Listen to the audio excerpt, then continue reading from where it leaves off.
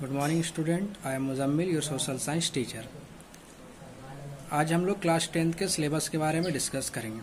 पहले हम लोग पूरे सिलेबस को जानेंगे और उसके अकॉर्डिंग फिर हम लोग समझेंगे कि क्या क्या किस तरीके से हम लोगों को पढ़ना है। जिस तरीके से क्लास 9th में सिलेबस 4 हिस्सों में बटा हुआ था सोशल साइंस का पार्ट, उसी तरीके से क्लास 10th में भी सोशल साइंस का पार्ट जो है वो 4 हिस्सों में बटा हुआ है।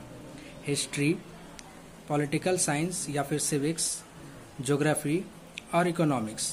थोड़ा सा हम क्लियर कर दें कि क्लास 9th के जैसा ही चारों पार्ट का वेटेज जो है मार्क्स का वो सेम है, 20-20-20 चारों से, ठीक है, इज इक्वल टू 80 मार्क्स का, ठीक है। तो उस 80 मार्क्स के सिलेबस के अकॉर्डिंग हम लोगों को पढ़ना क्या क्या है वो हम लोग जान लेते हैं।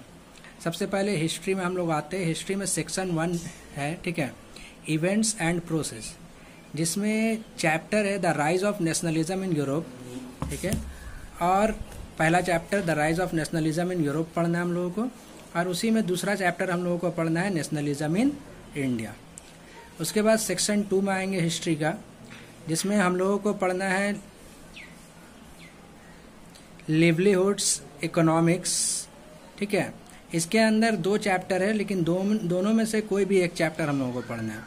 The making of global world है, और जो दूसरा चैप्टर है वो है द एज ऑफ इंडस्ट्रियलाइजेशन। तो इस दोनों में से हम लोगों को कोई भी एक चैप्टर पढ़ना है। फिर सेक्शन 3 है everyday life, culture and politics.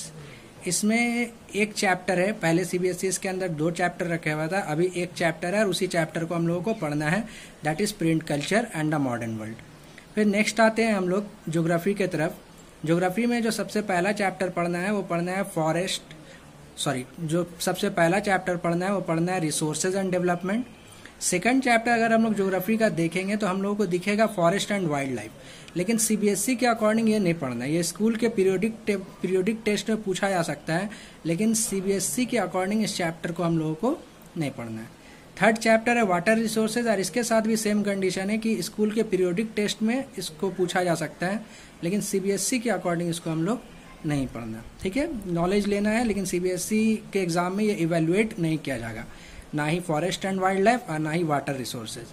फिर आते हैं चैप्टर 4 एग्रीकल्चर। इसको हम लोगों को पढ़ना है, जानना है, इसलिए सीबीएसई में इवेल्युएट भी होगा, इसके ऊपर क्वेश्चन भी आएगा। नेक्स्ट चैप्टर है मिनरल एंड एनर्जी रिसोर्सेज, इसके बारे में भी हम लोगों को पढ़ना है। नेक्स्ट है मैन्युफैक्चरिंग इंडस्ट्रीज, इसके बारे में भी हम लोगों को पढ़ना है। और लास्ट ज्योग्राफी में जो हम लोगों को पढ़ना है वो life lines of national economy, जिसमें हम लोगों को ट्रांसपोर्टेशन के बारे में जानना है, ठीक है। अब हम लोग आते हैं पॉलिटिकल साइंस की तरफ, ठीक है, पॉलिटिकल साइंस की तरफ, सिविक्स की तरफ। उसमें हम लोगों को सबसे पहला चैप्टर जो पढ़ना है वो पढ़ना है पावर शेयरिंग, ठीक है, कि किस तरीके से पावर को शेयर किया जाता है डेमोक्रेटिक कंट्री में, उसके बारे में हम लोगों को जानना है। नेक्स्ट चैप्टर हम लोगों को पढ़ना है फेडरलिज्म, जो कि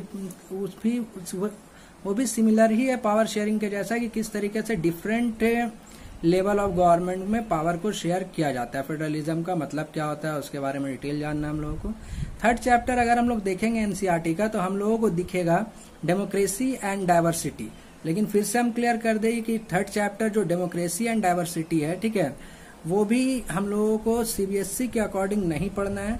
स्कूल के सीबीएसई में ये चैप्टर इवेल्युएट नहीं होगा, स्कूल के पीरियोडिक टेस्ट में ये पूछा जाएगा। फोर्थ है जेंडर, रिलीजन एंड कास्ट, ठीक है। फिफ्थ है पॉपुलर स्ट्रगल एंड मूवमेंट, इसका भी सेम कंडीशन है कि सीबीएसई के अकॉर्डिंग ये इवेल्युएट नहीं होगा, ये चैप्टर बोर्ड एग्जाम के अकॉर्डिंग नहीं है, लेकिन स्कूल के पीरियोडिक टेस्ट में ये पूछा जा सकता है। नेक्स्ट है पॉलिटिकल पार्टीज, जो हम लोगों को पढ़ना है। उसके बाद है आउटकम्स ऑफ डेमोक्रेसी, जो हम लोगों को पढ़ना है। और लास्ट चैप्टर है चैलेंजेस इन डेमोक्रेसी, और इसके साथ भी सेम कंडीशन है कि ये भी सीबीएसई के अकॉर्डिंग, ठीक है, इवेल्युएट नहीं होगा। हाँ, हम लोग पीरियोडिक टेस्ट के जैसा इसको पढ़ सकते हैं, ठीक है, पीरियोडिक टेस्ट के लिए इसको पढ़ सकते हैं स्कूल लेवल पे। लास्ट सेक्शन जो है वो इकोनॉमिक्स का सेक्शन है, 20 मार्क्स का, इससे भी क्वेश्चन रहेगा, ठीक है, 20 मार्क्स का क्वेश्चन रहेगा। इसमें टोटल 5 चैप्टर है, लेकिन 4 चैप्टर हम लोगों को पढ़ना है। इसमें सबसे पहला चैप्टर है डेवलपमेंट, ठीक है। नेक्स्ट चैप्टर है सेक्टर्स ऑफ इंडियन इकोनॉमी, जो पहले